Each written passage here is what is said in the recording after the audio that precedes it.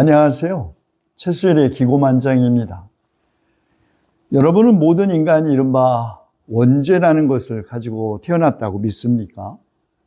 최초의 인간이 피할 수 없는, 그리고 모든 인간이 가지고 있는 죄가 원죄이고, 그런 의미에서 원죄는 인간의 성적 결합과 출산을 통해 지속되고 또 유전된다고 생각하시는지요? 이런 원죄론은 아우구스티누스에게서 비롯되었다고 일반적으로 알려져 있습니다. 그러나 사실 아우구스티누스는 원죄론을 처음으로 제시한 신학자는 아닙니다. 그 이전에도 로마의 히폴리투스, 또 리옹의 이레나이우스 같은 초기 교부들도 원죄를 언급했습니다. 물론 역사를 더 소급해 올라가면 우리는 사도 바울에게서 원죄론의 발단을 만나죠. 사도 바울은 로마서 5장에서 그러므로 한 사람으로 말미암아 죄가 세상에 들어왔고 또 그 죄로 말미암아 죽음이 들어온 것과 같이 모든 사람이 죄를 지었기 때문에 죽음이 모든 사람에게 이르게 되었다고 말했는데요. 아담의 행위로 죄와 죽음이 인간의 운명이 되었다고 본 것입니다. 그러면 아담의 죄, 이른바 최초의 인간이 지었다는 죄는 무엇일까요? 선악을 알게 하는 열매를 먹지 말라는 신의 명령을 어긴 죄, 곧 불순종의 죄라는 것입니다. 그리고 이 최초의 인간이 저지른 죄로 인해 인류 전체가 죄악에 물들어 있다는 교리가 소위 원죄론이죠. 그런데 아담의 죄는 그의 후손들에게 유전적으로 전달되어 모든 인간은 태어날 때부터 죄의 상태에 있고 또 죄를 지을 성향을 가지고 있다는 것입니다.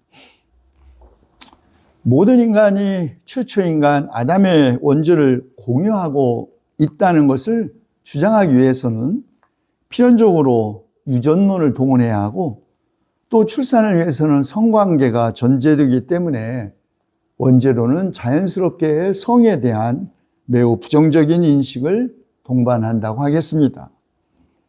그리고 또 이런 원죄론에 의하면 모든 인간은 스스로의 힘으로는 도저히 이런 죄에서 벗어날 수 없습니다.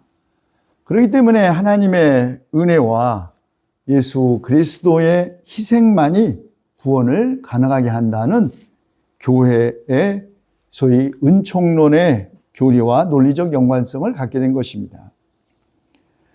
그러나 최초의 인간인 아담의 죄가 인간의 본성에 미치는 영향과 그리고 구원의 필요성을 가장 명확하게 제시함으로써 원죄론을 체계적으로 정립한 신학자는 아우구스티누스였습니다. 그리고 그의 원죄론, 가톨릭교회의 정통 교리가 되었는데요. 1545년부터 1563년까지 열린 트렌토 공회에서 그렇게 확정되었습니다. 자, 그렇다면 원죄란 무엇이고, 과연 인간의 성적 결합을 통해 원죄가 유전적으로 전달되는 것일까요?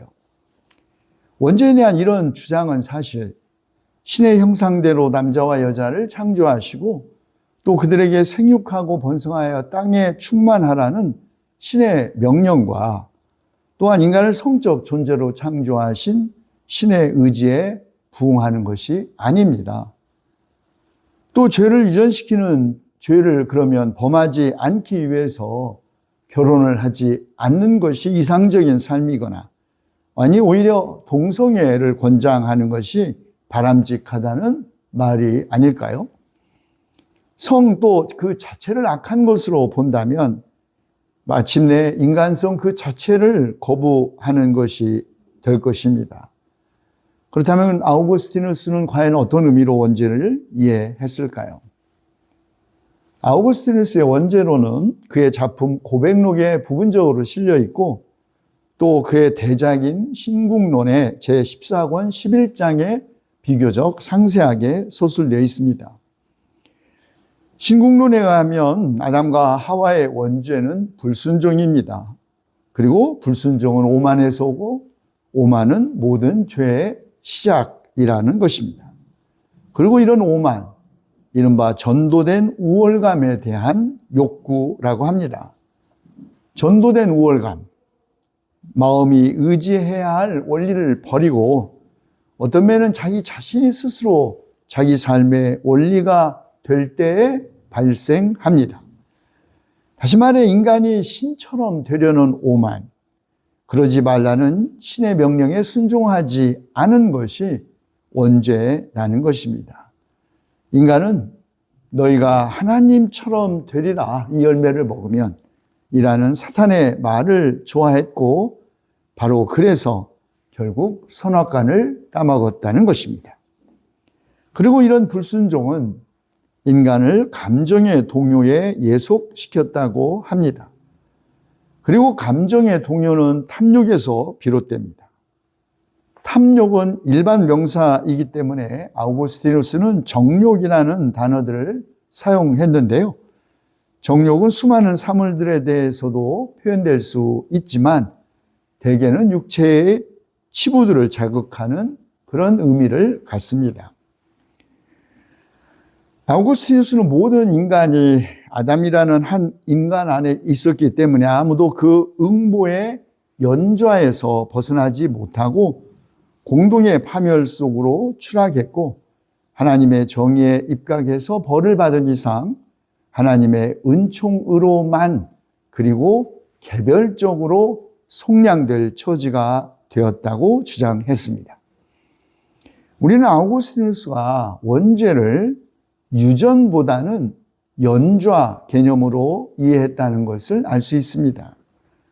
그리고 연좌에 따른 벌에 초점이 있는 것이 아니라 은총에 의한 구원에 초점을 두고 있는 것이 사실은 아우구스티누스의 원죄론의 핵심입니다.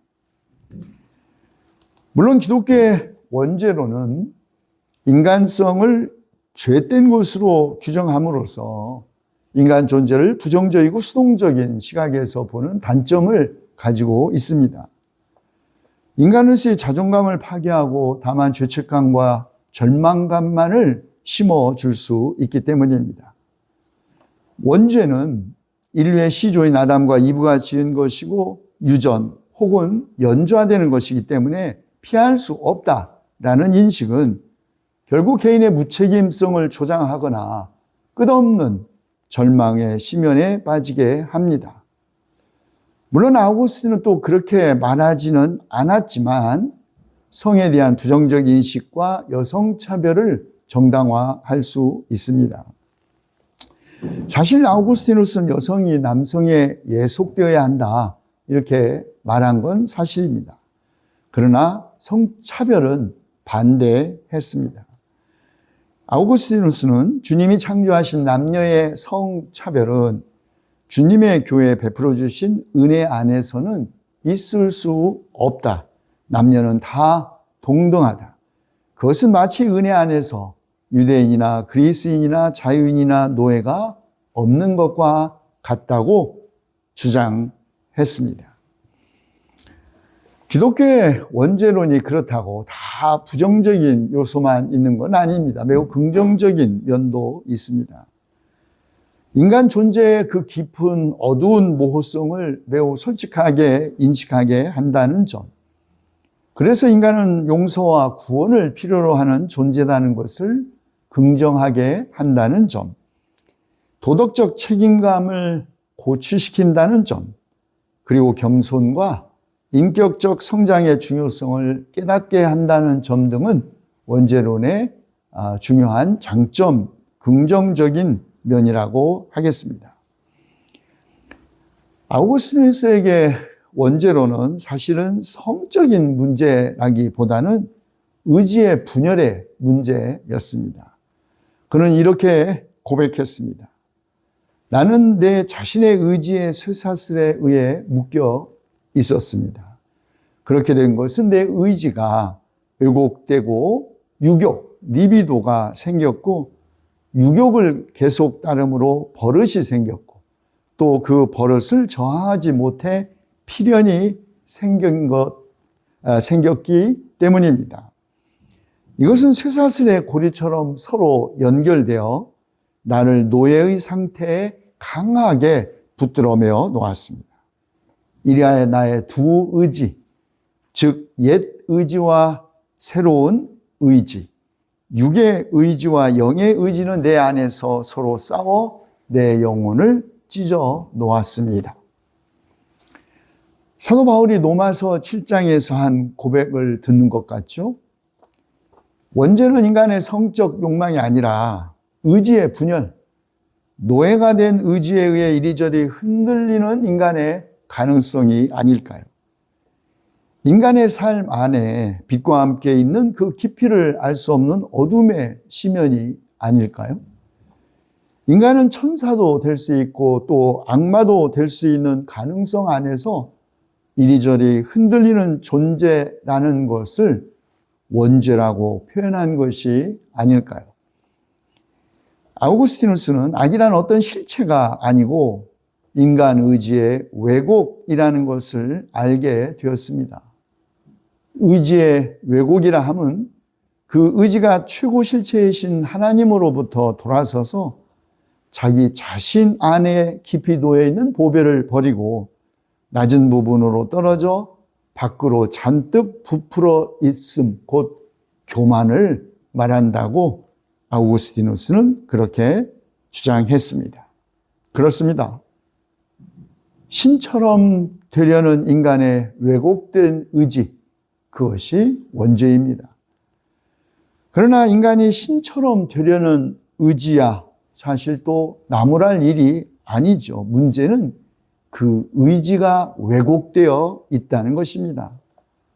절대 권력자가 되려는 의지, 다른 인간을 노예로 만들려는 의지, 피조 세계를 약탈하려는 의지, 바로 이것이 신처럼 되려는 인간의 왜곡된 의지이고, 이 원죄가 인류와 지구를 파괴하고 있는 현실은 인간은 죄인이다 라는 기독교의 명제가 진정으로 참되다는 것을 증명하고 있다고 생각합니다. 경청해 주셔서 고맙습니다. 여러분, 주제에 따라 우리 기고만장의 길이가 차이가 있는 것 양해해 주시고요. 또 좋아요와 구독 눌러주시면 힘이 되겠습니다. 다음 시간에 뵙겠습니다. 고맙습니다.